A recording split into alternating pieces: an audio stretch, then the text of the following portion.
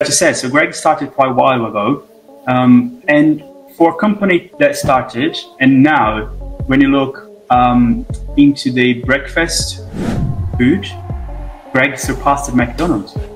When we read about it now, it says that it's 7.4 increased than last year when it comes to their revenue or like for the sales at company compared to the last period. It said that it previously had a full growth year of 13.7% for its revenue in 2023. And they say that it has been crazy transaction volume with the revenue of £693 million. Wow, that's a lot. So good. Oh. No wonder they have 2,500 stores in the UK. Oh. You know, and it's a growing company. And when I was preparing for the podcast, I was looking at the shares and the stock market around GREGGS, and everyone that bought GREGGS shares before the pandemic, they're super happy.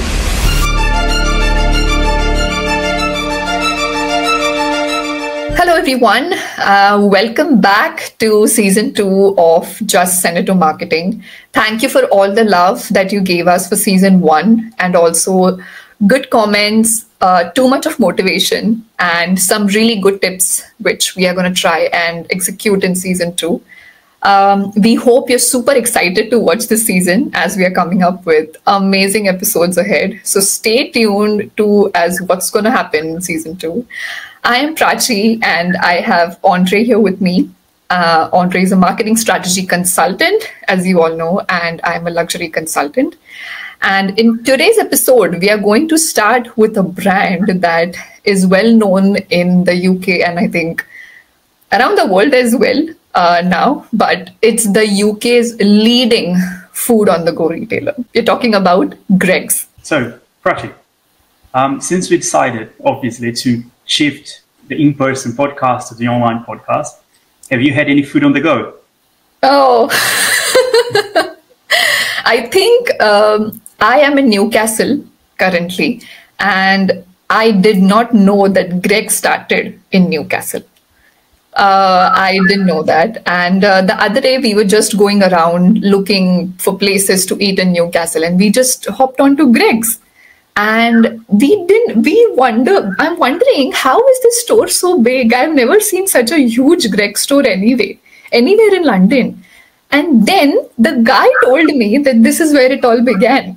And that's how I started looking at the history of GREGGS. And in 1939 was it when it all started. And GREGGS just wanted to have his own bakery. So he was doing door-to-door sales and of bakery, and that impressed me in a way because it's really long back, and from that time the brand has continuously evolved. You being in London, Andre, you must be picking GREGGS like every now and then, is it? I don't. No, unfortunately, because as you know, where I live, I don't have much convenience stores around or any kind of too good to go. Well, I do use Too Good To Go a lot, which is good. But no, I don't have GREGGS. I don't have any one of those fast delivery foods around, which is a shame because it's quite handy, especially when you're coming back home after work and you're hungry and there's nothing in the fridge. Just want to grab a bite quick. But I used to eat a lot when I was doing my master's in Brighton. I used to pick one at London Bridge Station all the time. Oh, wow. But like you said, so GREGGS started quite a while ago. And for a company that started, and now when you look into the breakfast food, GREGGS surpassed McDonald's. So when you look those numbers, that GREGGS, because when you think about fast food, the first that comes to mind, the first brand that comes to mind is McDonald's. It is McDonald's. It's losing market share over the years because of the entries and the other companies that are spending so much money and they're doing a good job and serving good food.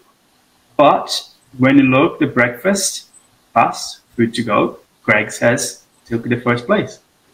Isn't that incredible? Crazy. I think it's in even when I was in Brighton, I don't remember one single day where I haven't bought GREGGS. And one thing for sure, as a student as well, Andre, I felt that it's so affordable that you just go and you just feel like taking it, because they kind of put, how do I put it, a framing effect. A framing effect is where they put their menu, or they showcase their menu in certain way that you automatically feel that it is adding value to your money. So I just ended up getting a lot of things from GREGGS every morning before I went to work, or before I attended the uni even. And when we read about it now, it says that it's 7.4 increased than last year when it comes to their revenue, or like for the sales at company compared to the last period. It said that it previously had a full growth year of 13.7% for its revenue. Wow. In 2023. And they say that it has been crazy transaction volume with the revenue of 693 million pounds. Wow, that's a lot. So good. Oh. No wonder they have 2,500 stores in the UK. Oh. You know, and it's a growing company. And when I was preparing for the podcast, I was looking at the shares and the stock market around GREGGS, and everyone that bought GREGGS shares before the pandemic, they're super happy. They're super happy. It went down a little bit during the pandemic, but after the pandemic, it's just skyrocketed. So I wish I had some. Oh, wow. But I don't, unfortunately, I don't. Especially because the food market, like we were talking, it has an estimated value of 23 billion pounds. Oh my God. But it is a lot of money going around, and that's only the food to go segment. It's not fast food as a whole, it's just the food to go segment. And it's expected to grow around 3% by 28. So, for example, it's really good for the economy and for the brands and the companies, for jobs and everything, that people are consuming more food on the go. But it worries me a little bit on the healthier side, because people are not spending time cooking food, they're not spending time eating health food. But, and I think Greg already saw that. It's already understanding that shift a little bit in people's mind, because they are expanding the target audience. As you know, it's mainly students and budget-friendly people, young adults on the go. So now Greg is also expanding it to vegan and vegetarian consumers, because as you know, they launched the sausage roll. Yeah. And I read an article on them. They are planning to expand their offering. So again, they are offering that type of food, but they're looking elsewhere as well, which is important. I think vegetarian options, why also they open to expand, as you read in the article, and it's also seen that they are trying to expand their stores as well. They are trying to expand this year and in 2025 as well to more and more stores. One thing I like about them is they focus on CSR quite a lot, even though they are expanding.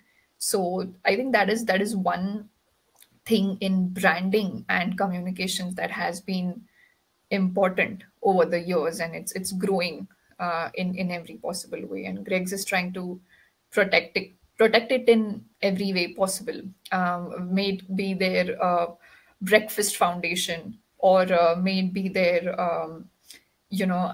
they recently talked about, even on their website, it's mentioned that their food has to be freshly baked. It cannot be just baked and be kept. So they have to tackle that, how much of production is gonna be consumed in this one day. So if there is any leftover, I like the fact that they check the stores around and see if there is any store who's in need of that food, and they just give it to them instead of wasting it. So I think that is one of the plus points that they have. Yes, it is. And it's interesting that you mentioned that because I was looking their online sentiment just to understand what people talk about Greg. Yeah.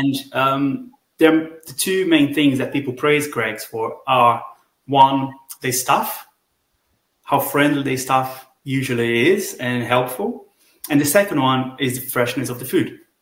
So again, this is just translating what the company believes into the actual product because it's fresh. They don't leave things for the next day, or they don't produce more than what they're going to sell.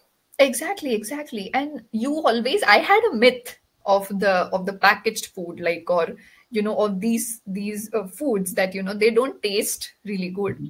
But I think Greg's just called it off when I had their first cheese and onion, this huge pie that they give, and I don't think I've eaten anything except that pie for the whole day because it was so heavy with one hot chocolate that Really? it went crazy. But Andre, like, we have to talk about the branding that this company is doing. Yeah. It be like colors or color psychology or their logo, or it's super cool. So yeah, interesting that you said about the brand and the psychology behind everything. Because when I look the blue and the yellow, it's Greg. It is. Same thing when you look yellow and red, you think about McDonald's. So I think they are really clever the way they put the brand out there. And have you seen the social media, the Instagram? Oh my, we have to talk about it. First, I'm just going to like say one thing for the branding. The color psychology, when we talk about it's blue and yellow, when we see that they are hardcore food colors. So blue color represents that it is it kind of is a color of satisfaction. Like when you have it, you feel satisfied. And that is what exactly Greggs is doing. And there's an interesting study by Northumbria, and they had literally called up Greg's sales staff asking, what does it mean when you put the logo of 4 squares? What does that mean? Because you normally see it in Warburton's, the 4 squares, the bread. But Greg's literally said that there is no specific meaning for those 4 squares. Right. It's just a logo evolved over the years. So, They go against everything that we know. okay, and sometimes I think that it's even clever to not do a logo, especially because that has been evolved over the years. People have been familiar with what it is. And suddenly, best example, last year or I think 2 years back, Tiffany just tried to shift from its blue color to yellow color, and people went mad. So I think it's clever on Greg's part to not do a logo in particular and just let it evolve over the years. Yeah, no, it is. And that also translates to one of the biggest strengths, which is a strong brand recognition. Yes. When we look those 4 pillars, strength, weaknesses, opportunities, and threats, the first one, Greg's, it's definitely brand reach, brand exposure, all the pillars that are around brand. Greg is here. For sure. And it's capturing the latest trends as well, as we just talked about their social media. I don't think they have left any stone unturned when it comes to their strategy, because recently I just saw that how they compared the Met Gala outfits to Greg's roles. And it shook me by like, how can someone think of that? Yeah. Because this Chris Hemsworth, who was wearing a beige colored suit and a trouser, and they compared it to their vegan sausage, the dress, that it looks similar to it. And it got really amazing views. They have integrated artificial intelligence in their social media. They have integrated every possible trend that's coming up. So I think they are even going to do something with Cannes now, because that's the festival that's upcoming. Well, so I think if they start selling Chris Hemsworth sausage, that's going to sell a lot. That would sell everything. Yeah, because they can say, look at this, Chris Hemsworth is, associated with this sausage. That's right. But I think the marketing team and the PR team, it's really, really, really clever because I don't know if you saw, not a while ago, they did this kind of, I believe it was a PR stunt. I don't think it happened by chance. So do you know Jordan North? Yes. From obviously the podcast we talked about, Yes. Help Us Sector My Boss, and he used to be a BBC radio presenter. He moved to Capital. And during his morning breakfast show, he said that he likes to have his sandwich with 3 sauces, right? And everyone was raving about it. Oh my God, that's outrageous. You can't do that. You have to have one or the other. So it was basically, if I'm not wrong, ketchup, mustard, and brown sauce, something like that, right? Or barbecue, one or the other. And then a few days later, GREGGS was offering 100 sausage rolls with the 3 sauces for free in 5 cities in London. And they called Jordan. Isn't that incredible? Oh my God. Obviously, Capital and GREGGS, they share the same target audience, which is young professionals, something on the lines of like 18 to 30 kind of thing. And from a comment that Jordan North made on the radio, someone contacted GREGGS, and then Greg pulled this off in a week, I think. Oh, how incredible is that for brand reach and brand for both brands, actually? Yeah. I think it's that is what we talk about marketing when we say or talk about these things. Like, you should be on toes. If there is no trend, you create a trend. And that's what I think it is. I think it's communication. So if we take into account their social media, their branding, little things, or even how the staff is dressed up in that whole GREGGS attire with a small cap and their apron, the blue colored apron, the way they interact, way that the GREGGS has their branding all over the store entirely when you see it. There is recall in every step of the way that Greg is trying to do, even if it's PR. I think it's even for the brand awareness, people who don't know about the brand, but people who know about Met Gala or Jordan North, they immediately relate now to what GREGGS is showing. So I think that's extremely clever. And I feel, Andre, they know about biobehavior in a much deeper level, at a much deeper level. Because they know about these theories, these 3 theories, and they have just implemented it in a way, in the most subtlest way possible. It is very subtle. Yeah. Very subtle. We learned about, as I talked about before, the framing effect. They have placed their menu in a way that when you pay a certain amount to the company, you immediately have that satisfaction in mind that, okay, this is value for money. What I'm getting in return is a value, is that combo deal that I'm getting in return, and not just one item to eat.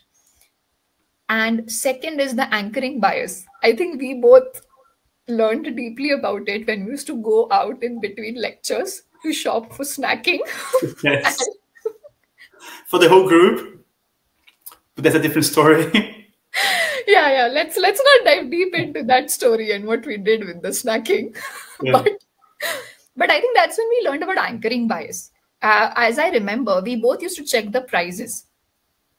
And for example, if there is a price increase, that was our first bias. But at the same time, what GREGGS is doing with that is clever. Because even if it has an anchoring bias and it shows that it's £5, you don't get just hot chocolate in £5. You get that sandwich, you get that muffin, and you get that hot chocolate in £5 altogether. So now this has created that anchoring bias in my mind that the price increase I see, but that's again a value for money that I see. Yeah, it is. And again, the target is price conscious. They wanna eat. Everyone wants to eat good food, tasty food. And Greg just matches the price and the taste because it's tasty. It is good. So I get my psychological reward, which is I'm saving my money, and I get the other side of the psychological reward, which is I'm eating good food. It's tasty. So it is a win-win for the brand. It is for sure. And if you see the social media, they always promote that there is a limited availability of some items. It's not always readily available. They do tell you that wait for some time, or this is over, or this is being baked. So you always have that limited paucity factor in mind, that it's limited for only this time or for only this time. They're introducing a new, I think, the burger for a limited period of availability. So they have those certain goods and items in their mind, which they always keep for a limited availability. And that's the paucity effect that they very well know of. And there is this Indian brand, Andre. It's called Chitare, but it's a very Pune. It's a small city in India, and that's what this brand does as well. Right. Like the paucity factor, the paucity effect, that it's only available till this time. You get or you lose. You get or you lose. Exactly, exactly. So, do you think, Andre, marketers can learn something from this brand? I think so. Yeah, I think so. One is, don't be afraid to be who you are as a brand. Greg knows their place in the market and is doing great because it's targeting the right audience for its product. So don't be afraid, right? But I have one thing to mention about Greg, that if I could change that, I would. So they have a gift card, for example. Yes. But they also have an app. Yeah. We know, and the market says, right, it is really difficult to make your consumer download your app and keep your app. Because our phones have limited spaces, and if I have to choose between the company app and a video of my dog, I know who's winning, right? So, for example, Greg, they have the gift card. So I can buy you a gift voucher on your birthday. I know you're a Greg fan. I'll buy one for you, right? But that gift card does not communicate with the app on your phone. So then all of a sudden I have my Greg app on my phone, and then I have my gift card, which ideally I would like to have those things communicating. So you give me a gift card, I can scan the code, and I don't know, that balance kind of, it's accessible on my phone. So when I visit Greg, I can use my phone to pay and deduct from a gift card. That would be a win reason for me to keep Greg's app on my phone. Right. Apart from obviously ordering and whatnot, but I think if you look, the offering for the gift card, for example, and having the Greg app on my phone, that would add value to the app, to that digital experience where I take Greg out of the store to my house. So marketers obviously could take this example and implement in any company. If you are a small businesses or if you are an international corporation, think about the usability. Why are you taking that space out of your consumer? That space on their phone, that space on their house with the product. So keep the usability in mind. Try to make the experience seamlessly and like a 360 experience for your consumers. Got it. Fair point. I think also too many options available. Like you also have a card, like gift card, as you said, and an app, and something, and loyalty program. So I think again, as an audience or as a consumer, you get confused as to what, when, how. How does this work? How does that work? So, for example, if you just have one or two things in place, that won't confuse the audience as we speak about. And I think marketers can learn one thing from GREGGS is that their branding is extremely strong, and they're not afraid to try the latest trends that are going on in the digital world.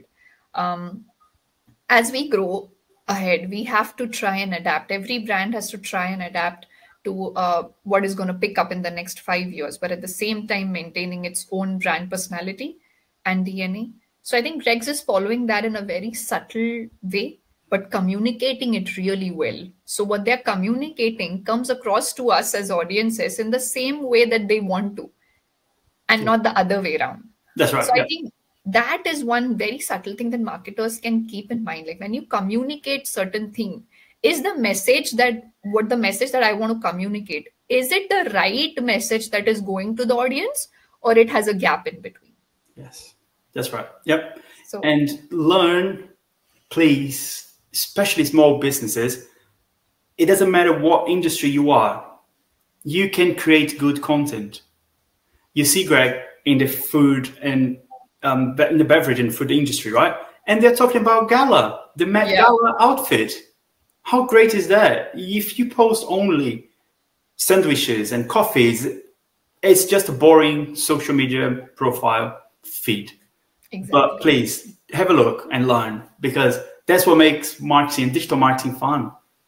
It is. And it's always new. Marketing, one thing about marketing and marketers are like, they get to learn something new every single day, because there are so many trends and so many strategies and so many inspirations that you can take it from. And I think one of them is GREGGS. And it's not about copying the other, but it's about understanding where the market is going and what your consumer wants to see and receive, what type of communication, and use that in your favor. Exactly. Do your market research. Do your market research. Nice. So, Andre, do you think we want to do a quick SWOT analysis for our audience and for marketers? Yes, of course. Let's do a SWOT for GREGGS. So when we look on the strength side of things, definitely brand recognition, like we pointed out, about the colors, about the product, services, listing, and prices. The affordable product as well. It's a strength, and they're exploring that really well. Weaknesses, I would say, it can be perceived as a budget brand, and that sometimes can be harmful for the company. Opportunities, we touch a little bit on that, is obviously expand the product range to fit for vegan and vegetarians, because that market in the UK is around £1 billion. Right. So again, it's a share of the market that you don't want to miss out. And threats could be ingredient costs. We know prices are going up, and definitely the growing mindset of healthy food in consumers. So people are more conscious about what they eat and where do they eat. So Greg would have to tailor the message, and if it needs, tailor the products, producers and everything. But yeah, when you're looking at SWOT, I would say those are the things that I could identify. Right. That's cool. I think this just sums up what all we discussed in terms of everything. But yes, one nice brand to do research about, to have tasted it in person, to see how the user experience looks like, even on their website. It's very quirky. So yes, I think, do you want to say something else? Do you want to add on something? No, I think I'm good. I'm hungry now, but but no, all good. Yeah. Great. Please don't forget to subscribe, so you immediately get notified when our new episode is going up. And we hope you enjoyed. Don't forget to follow us on Instagram as well. We are posting some good content there, where we just analyze some recommendations and theories told by us in the episode. And we see you in the next one. Thank you.